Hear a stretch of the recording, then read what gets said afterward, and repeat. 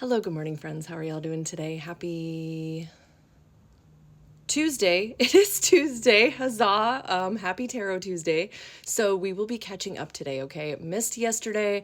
I needed the day off, okay? It was a busy weekend and I was not feeling great, like at all. So we will be catching up today. Today will include Monday's prompt as well as the card of the week. So let's just dive right in, shall we? So our prompt from yesterday from my Shadows of October prompts is, how can we best accept our shadow now? Okay, and it encouraged us to pick 3, well, 4 popped out. So let's get into it. So, hey witch, first card is the Ace of Swords. So with this one, we could be accepting our shadow by understanding ourselves, okay? This clarity that's come through after all of this work.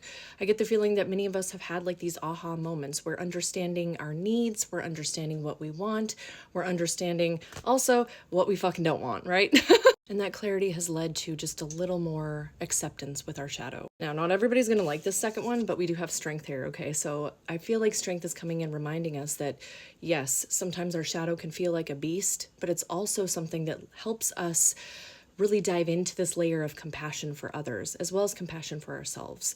It's almost like it lends us this resilience. Again, I know not everybody loves those words, okay? But it is the truth for many of us, okay? Deep within our shadow is sometimes where we find the greatest strength. Now, this doesn't mean that the work is over, okay? Because the third card is the Seven of Swords. This one actually popped up in my personal poll as well. So this is another way that we're going to be accepting our shadow, is to really look at it and to continue the work. Continue working through any kind of betrayal wounds that we might have. Continue doing the work behind any kind of deception, whether that's self-deception or working through the deception from other people. Whatever this represents for you, really diving into that, really taking a look at it and not sweeping it underneath the rug. Again, I feel like this also speaks to seeing ourselves more clearly with this, seeing how deception and betrayal have held us back, as well as seeing how it can help us move forward. Because the final card is the Three of Cups, suggesting that we are more excited about connecting with others. We have found people who truly understand us, who truly care about us and love us. And y'all, that community is so important, especially right now. And this feels like finding community that is accepting of us, all of us, our whole self. Doesn't mean they're going to put up with any bullshit, right? But it does mean that they love us and care about us, and we can do the same. So this really speaks to not only accepting our shadows, but accepting others around us as well. And I fucking love that for us, you guys. Okay, so now let's pull for the card of the week. Okay, so what do we have coming up this week? Well, we are currently in the shadow period of Mercury retrograde. Yeah, that officially kicks off on November 9th. Okay, so internal screaming, right? Yeah. But this week we do have Samhain, okay? That is so exciting to me. I don't know about y'all, but I am so ready to just get in those vibes. So this week actually is going to be a little Samhain with the Empress week, okay? Gonna kind of pre-game it a little bit with my nightlighters tomorrow night. We're gonna have our nightlight meetup.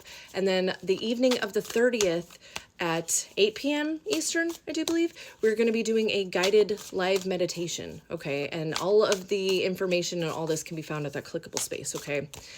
Then on Samhain, okay, we're going to have some free readings in the morning at 11 a.m. Those are actually going to be over on Facebook, y'all, okay? So we're kind of going a little blast from the past over there this month, all right? So we're going to be doing that. And then that evening at 7 p.m. Eastern, we're going to get on and do our craft night, okay? So we're going to be having some fun. So again, if you want all the deets, check out the clickable space, okay? So let's get into these cards. So for the cards of the week, because we do have 3 here, we have 2 major arcana cards, okay? So that really tells me that this energy is going to stick around longer than a week.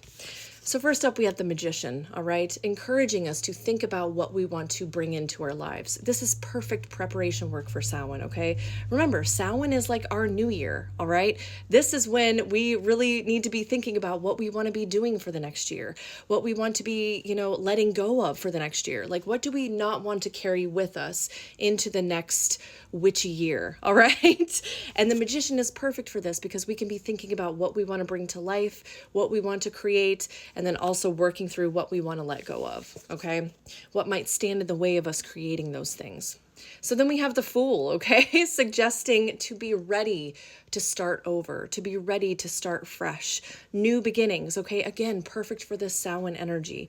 I don't know about y'all, but I'm so ready for some new beginnings. So ready to begin these new, to breathe life. That's what I'm trying to say, to breathe life into these creations, these new ideas, things like that. And our final card, okay, is the Six of Wands, suggesting that if we do all of this work, if we are willing to do this, to set aside time, because I know time is a resource, right? If we're willing to do that, then we can find success with this. Not only success, but it's almost like we're going to tune into a deeper understanding of who we really are, like our most authentic self, and letting our light shine out, letting ourselves be who we are, and not trying to change ourselves for anybody else. So to me this week, it sounds like we've got some work to do, which I'm not surprised at all, right? But this almost feels like feel-good work, if that makes sense. I pressed that stop button at 5:55 on that timer, so, be ready for some changes rolling in too, friends. So how are you going to continue to accept yourself, your shadow, as well as perhaps others around you's shadow as well? And how are you going to embrace this week as fully as you possibly can? Let me know in the comments, and I will see y'all next time. Bye, friends.